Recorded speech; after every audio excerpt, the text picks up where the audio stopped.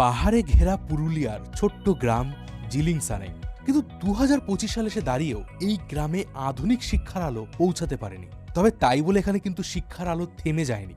এই গ্রামে যে সমস্ত বঞ্চিত শিশুরা রয়েছে তাদেরকে পড়াশোনা শেখানোর জন্য একেবারে কোমর বেঁধে নেমেছেন মালতী মুর্মু। আর এই গ্রামে যে সমস্ত বঞ্চিত শিশুরা থাকে তাদের কাছে মালতী একজন দিদিমণি, আর মালতীর কাহিনীটাও ভীষণ ইন্সপায়ারিং। উচ্চ মাধ্যমিক পরীক্ষা শেষ করে মালতী যখন এই গ্রামে বিয়ে করে আসেন, তখন তিনি দেখতে পান এই গ্রামের বাচ্চারা তেমনভাবে পড়াশোনার সুযোগ সুবিধা পাচ্ছে না। তখন সেই বাচ্চাদের ভবিষ্যতের কথা ভেবে মালতী এই বাচ্চাদের পড়াশোনার দায়িত্ব নেয়।